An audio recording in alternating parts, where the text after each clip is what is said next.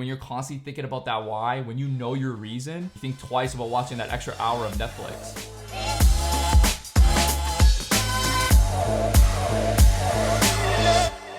Hey guys, what's going on? If you're back, glad to have you here. If you're new, I'm Verbo, and this channel is about helping you reach your esports dream. Coming up, I'm going to be talking about steps to take to pursuing pro esports or improving your gameplay. Something to keep in mind though, I'll never come on here, I'll never make a video and start talking about something I've never been through myself. Everything I mention is going to be backed with an experience I've been through in my career leading up to this point. I know there are a ton of you guys out there really fighting, grinding to make it into esports. Take these steps that I'm about to give you and apply them to your own unique situation. First step that you need to take is developing your why. I think it's such a crutch to know the reason why you're doing this in the first place and being intentional about it. You know, why do you want to go pro? Why do you want to improve at this game? What is it? Is it the lifestyle? Do you just have a serious passion for gaming? You know, majority of the time we get so focused on reaching that end goal that we lose sight of what made us take that step to start in the first place.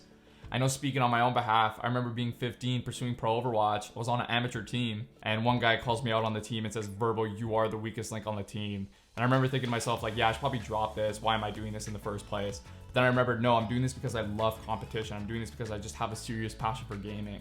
And that's what I'm saying, is knowing your why is going to get you through those rough patches, those rough phases when you're in the middle of the process. So ask yourself right now, why am I doing this? Why am I in this process?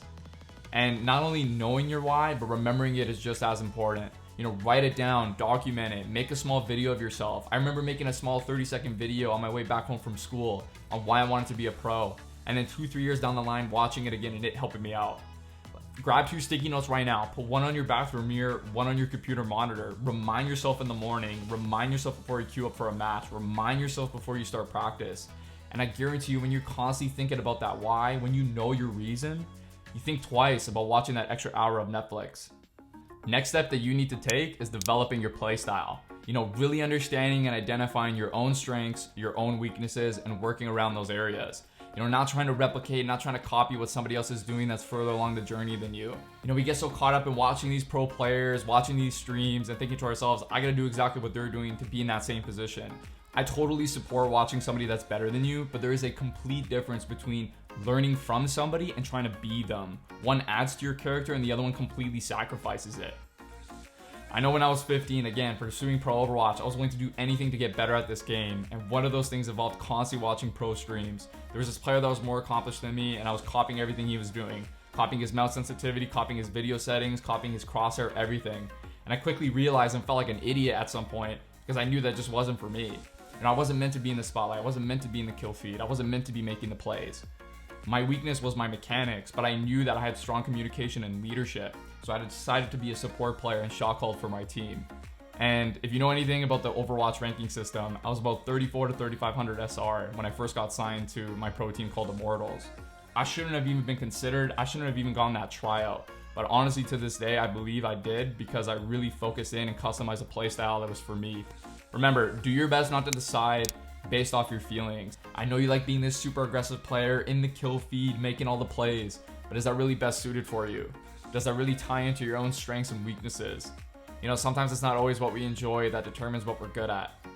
Something else to add, I did an interview just over a year ago when I was competing in the Overwatch League. It was with Blitz Esports. I'll link it down below. But I remember mentioning, you know, can you go to bed genuinely confident inside that you gave your absolute everything that day? Did you own each minute in practice? Did you own each minute in the day? And when you're working towards that feeling constantly, you'll look back at some point along the journey and realize, wow, look how far I've come. Look how much I've grown. You know, a couple of years back now, looking at that interview, I think to myself, I never want to have that feeling, but at the same time, work really damn hard to have it. And I say that because that feeling of arrival is never a good sign of growth and moving forward. If you felt like this video was helpful, part 2 is coming out next week. I got some good notes cooking up, ready to be brought to light. Subscribe if you're into it, and as always, GG's in the chat. I'll see you guys next week.